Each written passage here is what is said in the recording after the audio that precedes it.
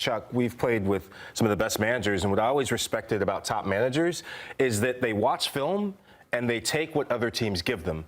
For Tottenham, when you look how they set up, they play with a high line. They're aggressive. They go and press. And I just thought Arsenal said, we have the best back line, which I think they do, have the best back line in the English Premier League. So our back line is going to win us the match or give us a chance to win. And as soon as they start hitting those diagonals into Martinelli, they started getting a lot of pressure on Pedro Porro. You saw the chance that Martinelli had. They were resounding in terms of just changing the momentum. And there was this feeling in that stadium as the clock and the minutes started ticking into that second half, the belief went out of the room, and that goal was all but coming. Whether set piece or counterattack, Arsenal looked, as they grew into the game, that they were going to get the edge. Yeah, and look, you're watching some of the chances that Tottenham had here. I think David Raya stood on his head at moments for the chances that Tottenham did have on target. But for me, I think if I had to pick a man of the match, a lot of people would say Gabriel Magalhaes, obviously scored the header. Incredible. I think him and Saliba, for me, the best center-back pairing in Europe. But Jurrien Timber showed me something in this match. He stood tall in those moments. He went forward. He wouldn't let anyone pick on anybody. You know, we talked a little bit about the U.S. men's national team not having that player that's going to stand up and go, you can't do that to one of my guys. Jurrien Timber proved he's another one of those. And I remember back in the day when Arsenal was going invincible, looking strong, the Henry days, the Vieira days. You sometimes won as an Arsenal player. You won in the tunnel. They were so intimidating. Arsenal's starting to get back to those moments where in the tunnel, you're looking at these towers, right? If Calafiori was healthy, Saliba, Gabriel. Now Jurrien Timber, not the tallest, but you know he's not a punk. We're getting back to those old school Arsenal days. It's kind of nice to see. Edge. Yeah. Yeah, it does feel like the edge has been missing. I think the word that I'm thinking of when I watch this performance, streetwise. There's a streetwiseness to Arsenal that we have not seen, and that's how, if you keep up that streetwiseness, you end up becoming potentially champions. It did highlight though, the lack of quality that Arsenal have when it comes to depth, because Martinelli, so predictable, just not good enough. And then you look at Kai Havertz, you see what he's good at, but it also highlights what he doesn't do for Arsenal. So they'll have Declan Rice back for the next match, correct? Because he was out of this one for a red card. The loss of Martin Ødegaard for, I don't know how long he's going to be out, but that's a big one for Arsenal. The way that they played against Tottenham, do you foresee them kind of utilizing that game plan moving forward because of that absence? Is this the way they're going to have to beat teams? No, they can't stand like this. I think, again, you're playing your rival away from home, even though it's in North London. I think Mikel Arteta played almost not to lose. And you can't go through a season playing not to lose, even if you're missing a Martin Ødegaard. Declan Rice is a massive boost. I mean, he covers so much ground, and he can do a lot for Arsenal. So I don't see Mikel Arteta saying, you know what? We're just going to take out Jorginho and play the same 4-4-2 and go this way, because it's not good enough. They don't play with the same type of tempo. They don't connect passes and then play forward aggressively. I think you're going to have to rely on Bukayo Saka too much, and that makes it easier to defend when you're playing against some of the better teams. The next league match is against Manchester City. Maybe.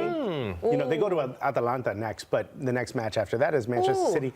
You're going to assume Declan Rice will be healthy for that, but Martin Ødegaard won't? But wasn't that when, are they at City? Or are they at home? Because I feel like we're going to have a similar conversation. Remember Nico Cantor last time, and he gave you guys a very hard time about the way Mikel Arteta played. Get ready to run it back. And mind you, it was different circumstances. It was towards the end of the season, but it'll be interesting to see how he approaches that.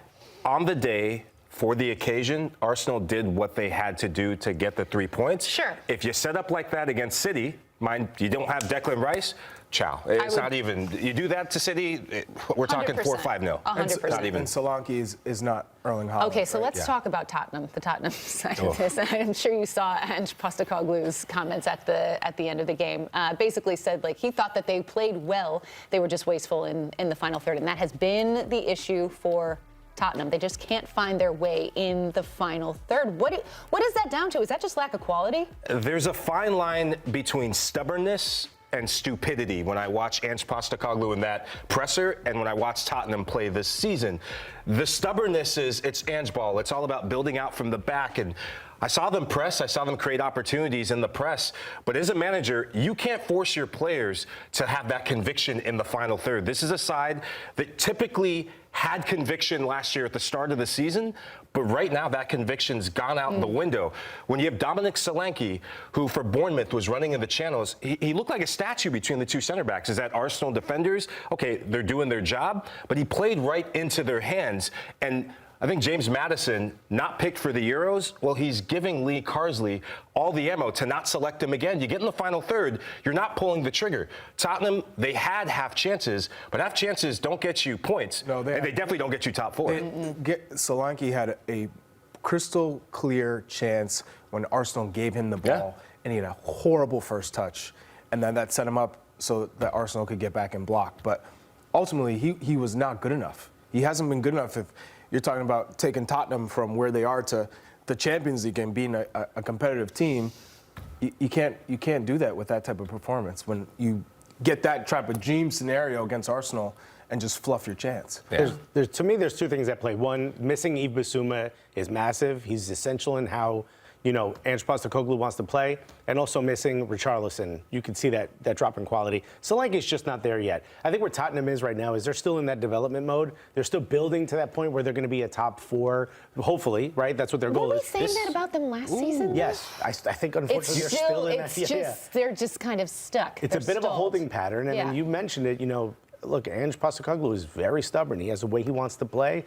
I think the biggest issue is Mikel Arteta knew, okay, we could go to plan B. If they're going to send everyone forward, we may be able to get them on a counter. We may be able to sit back. Ange Postecoglou doesn't have a plan B.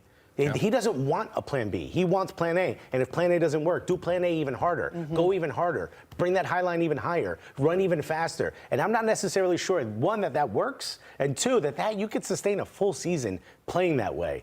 I don't know how this ends up. I think Ange Postecoglou is a great manager. I love the tactics. I just don't think that it's smart to not even have a slight plan B, a slight way of saying, like, okay, maybe we don't send everyone except Van de Ven forward and hope that his pace will help protect us in a counter. Suze, the biggest concerning thing when I look at Ange ball and I look at what Tottenham are doing is a lot of the things that were frustrating to watch that kept them out of the top four are still happening. The set piece issue, 18 set piece goals given up. That's the second most since Ange took over in the Premier League.